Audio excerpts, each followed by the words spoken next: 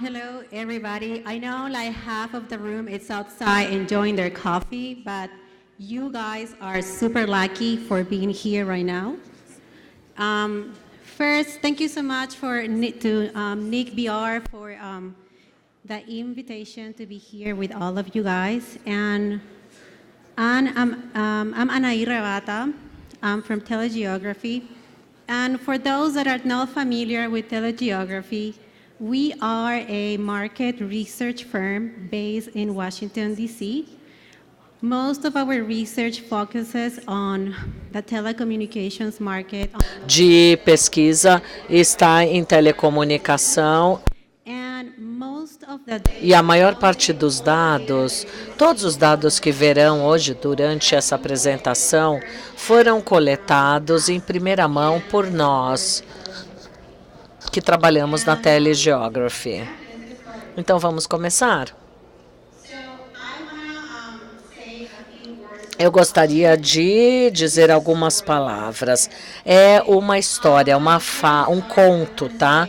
Mas antes disso, eu gostaria de contar algumas coisinhas. A Telegeografia tem coletado essas informações por mais de 25 anos. Nós coletamos dados desde 98 e tentamos verificar esses dados com alguns vendedores para garantir que os dados estão alinhados àquilo que o mercado está apresentando. E, por favor, lembrem-se que nós estamos aqui falando sobre o peso da mídia, ou seja, o peso ponderado. Essa é a melhor métrica que podemos usar para fornecer ou dizer como está o mercado de acordo com a nossa pesquisa. Há uma certa gama de preços, como eu já disse, haverá aí uma grande parcela disso, dependendo do quanto você compra, e é isso. Era uma vez, que é o pequena operadora. Pode ser qualquer um de vocês querendo comprar banda larga. E o Andy, ele estava muito triste porque a banda larga estava muito, muito cara. E daí alguma coisa aconteceu. O que aconteceu? O preço caiu. E daí queremos saber o que aconteceu depois dessa mágica. Primeira parte da história, a demanda de banda larga continua crescendo, o novo fornecedor e a concorrência trabalha com uma erosão de preço, especialmente em rotas menos desenvolvidas. Vocês verão que daqui a um ano nos Estados Unidos, eles têm os menores preços, e a Ásia, a África, a América Latina são os continentes com os preços mais caros. E o tráfego é mais caro naqueles mercados que permanecem altamente dependentes de outros mercados como Europa e Estados Unidos. Vamos começar falando sobre a demanda de banda larga. O que vemos aqui é a demanda para a banda larga global. Há uma série de números que eu não consigo memorizar, mas eu tenho aqui uma colinha, peço desculpas. Então, a demanda de banda larga global continua a crescer. Isso está empurrando os operadores terrestres e a cabo a serem mais agressivos nas suas redes. Entre 2016 e 2017, o uso de banda larga internacional cresceu numa velocidade de 53% e a capacidade empregada nas redes internacionais alcançaram um total de 684 terabits por segundo no final do ano passado.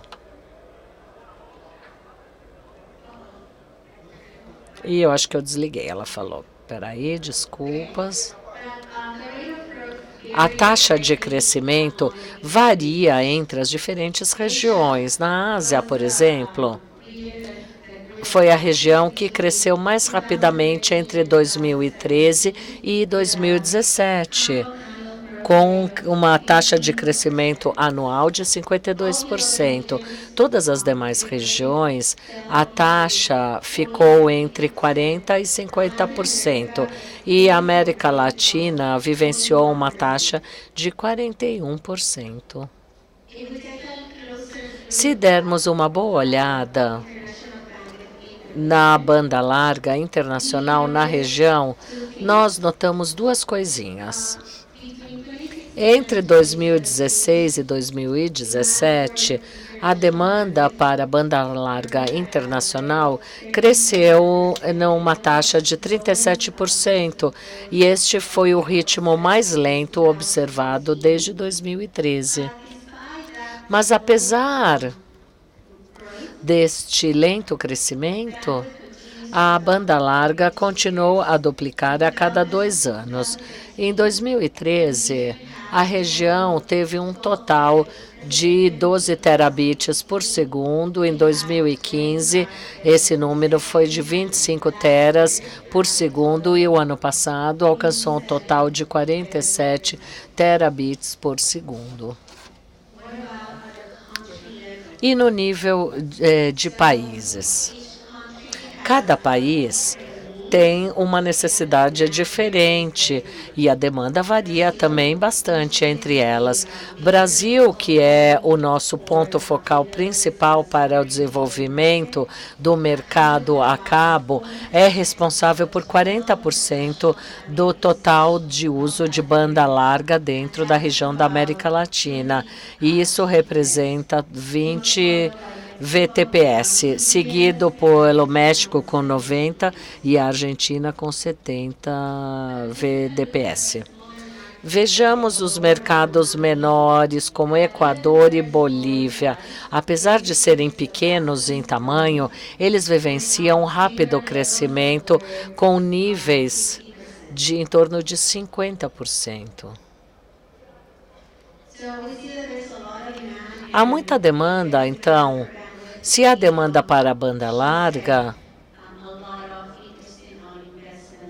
haverá interesse em investimentos, especialmente no negócio de subcabo ou cabo subterrâneo.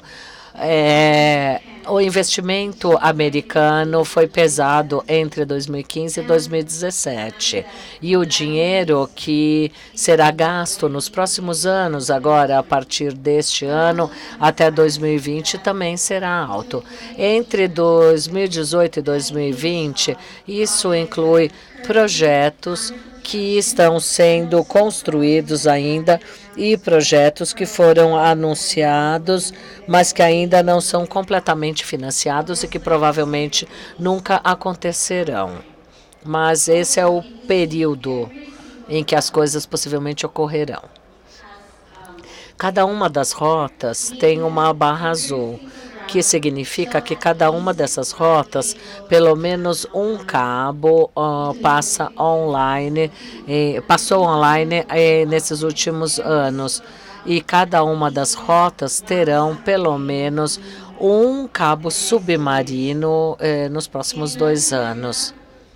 Na América Latina, nos últimos 2 anos, os investidores investiram 1,2 bilhão de dólares e esperamos que essa quantidade alcance 1,4 bilhão de dólares nos próximos 2 anos. Há alguns projetos que eu gostaria de mencionar. Há um cabo sendo desenvolvido chamado Curry, que vai passar do Chile até os Estados Unidos pelo lado Pacífico. Há um outro projeto caribenho chamado o Cabo Azul, The Blue Cable, e este sistema visa conectar mais de 15 mercados na região do Caribe. E também vamos aterrissar na América Central e na América do Sul. Há 2 projetos que foram anunciados na rota interregional entre o Brasil e a Argentina. A primeira delas é a RBR, desenvolvido pela Seaborg Networks, e o segundo é um cabo chamado Malbec, desenvolvido pela GlobalNet. A rota transpacífica é aquela rota que vai ter a maior quantidade de investimento em infraestrutura submarina, alcançando 1,2 bilhão de dólares. Como toda essa banda larga e essa infraestrutura afetam os preços? A concorrência, ela puxa o preço para baixo. Então, é necessário enfatizar que essa é a média ponderada. Este gráfico mostra a média ponderada para 10 Gbps, comprimento de onda. Essas são as rotas principais. E a rota da América Latina está entre Miami e São Paulo. É essa linha aqui vermelha representada. O que vem aqui é que Miami e São Paulo não é um excluído mais. Está aqui juntinho de todos os demais. De fato, os preços estão convergendo. A média ponderada dessas 4 rotas está em torno do preço de 10 mil. Apenas para terem uma ideia, Miami e São Paulo, em 2015, foi em torno de 7,5 vezes do que a Londres, Nova York. E em outubro desse ano estava em 2,4 vezes mais. Essa média ponderada mínima entre as rotas decaiu em média 30% nos últimos 3 anos. E como eu já disse, a média ponderada quer dizer que há uma grande variação de preços para cada uma das rotas. A barra amarela mostra a variação de preço para 10 Gbps, comprimento de onda.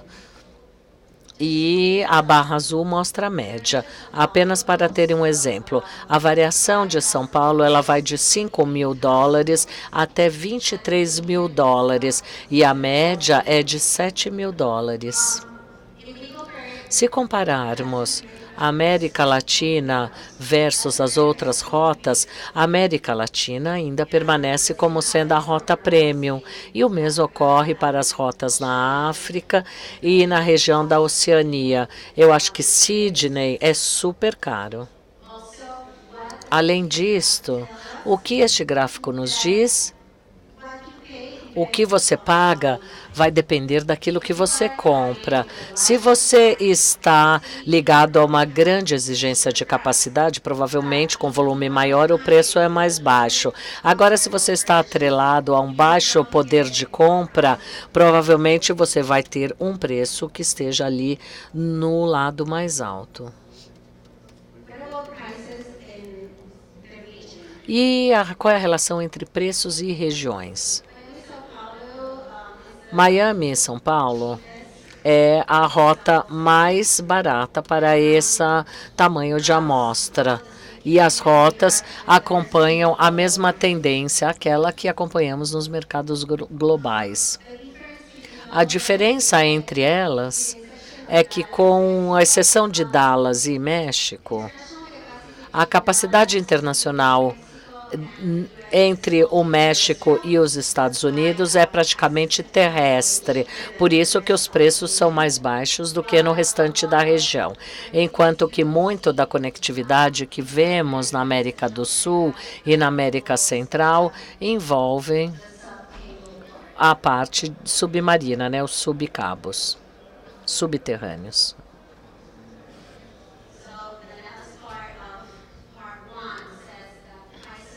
Então, os preços serão mais baixos naquelas cidades que dependem menos da conectividade com os Estados Unidos ou através dos Estados Unidos e da Europa. Aqui temos a largura de banda americana e Europa.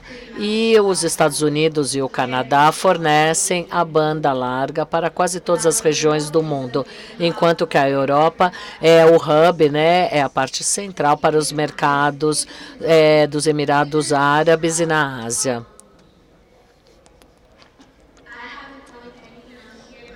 Olhem essa rota. Miami é considerado o hub, né, o ponto central para a conexão entre os países da América Latina. Apesar de Miami estar no território americano, é o ponto de conexão com todos os mercados latino-americanos. O trânsito IP custa menos na Europa e nos Estados Unidos do que na América Latina, com exceção de Singapura e São Paulo. A média até outubro deste ano, em Londres, Los Angeles, Nova York e Miami, caiu para $1, enquanto que São Paulo e Singapura continuaram mercado premium. Há uma grande faixa, ou gama aí entre esses preços. Para que tenham uma ideia, a média para São Paulo e o que nós recebemos foi 2,5, isso em outubro, tá? Essa é a média. O mais baixo, o valor mais baixo de IPT está em torno de $1. Então, quem está pagando $1 realmente está pagando um super preço. E vamos então comparar São Paulo e Miami.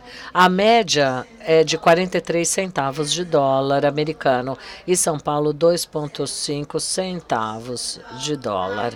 5 vezes maior do que o custo básico lá em Miami. O que isso quer dizer?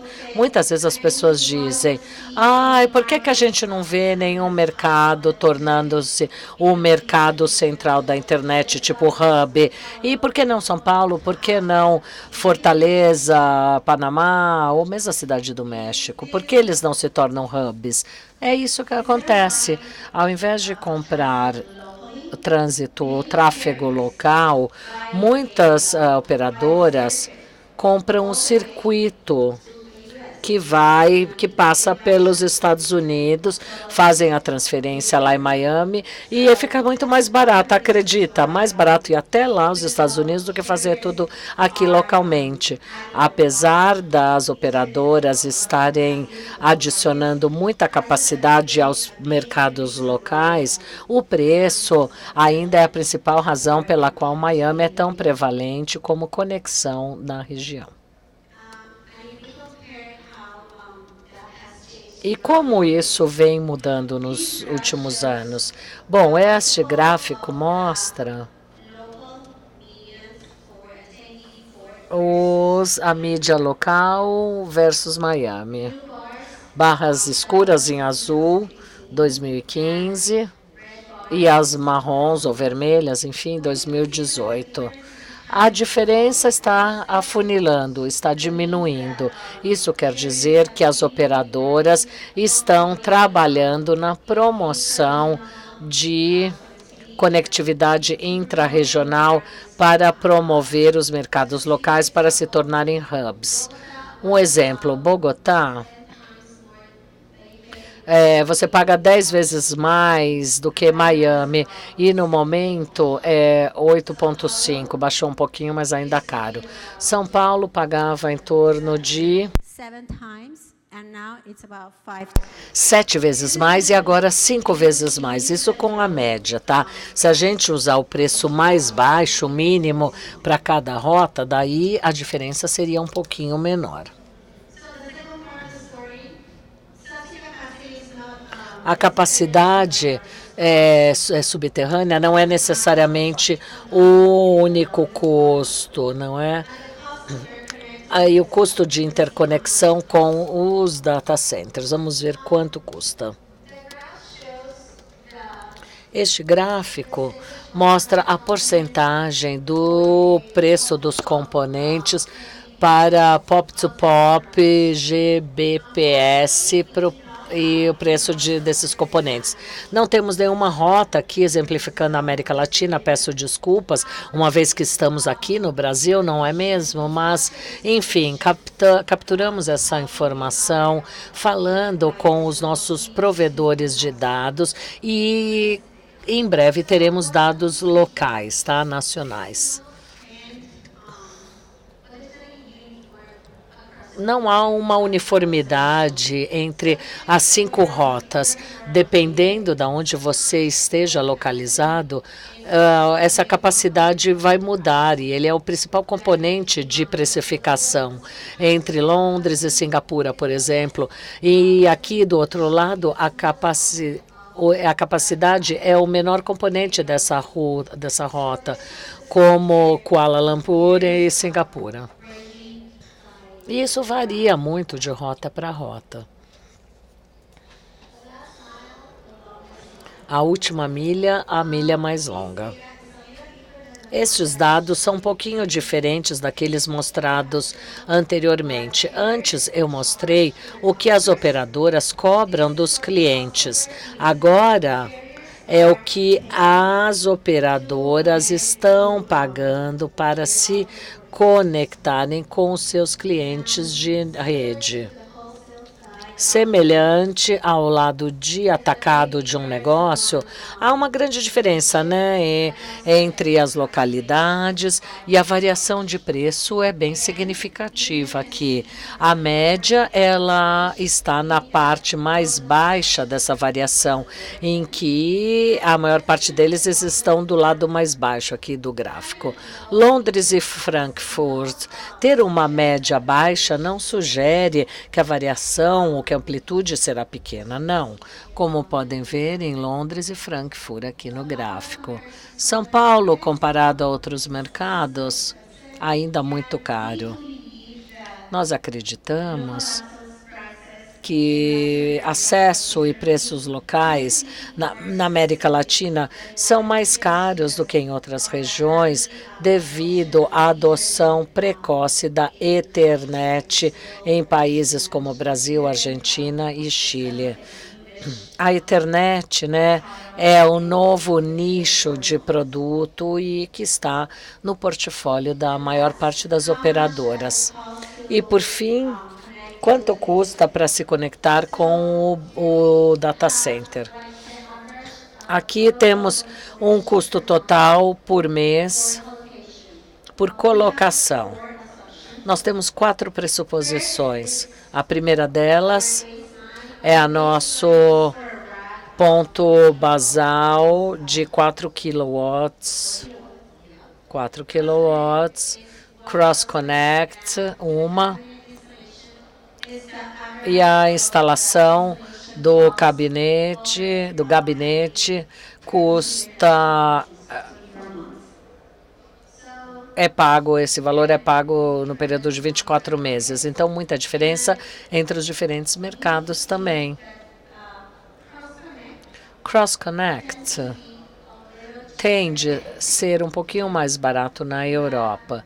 De fato, o custo da Cross Connect é responsável por, deixe-me ver aqui, é responsável por 5% do custo total, enquanto que em Hong Kong e Nova York é em torno de 11%. Peço desculpas, não tenho aqui preços do Brasil, mas em Buenos Aires nós temos 60% do custo total. E a história, né? O conto está quase acabando. O que a Andy aprendeu e o que vocês aprenderam? Que os preços estão caindo na região, mas é ainda mais barato em outros mercados do que aqui. Há uma série de outros custos a serem considerados toda vez que precisamos estabelecer ou definir um preço. E é isso, agradeço. Eu não sei se ainda tem alguma pergunta. Se quiserem fazer a pergunta agora, ou falar comigo amanhã, ou mandar um e-mail, fiquem à vontade. Muito obrigada.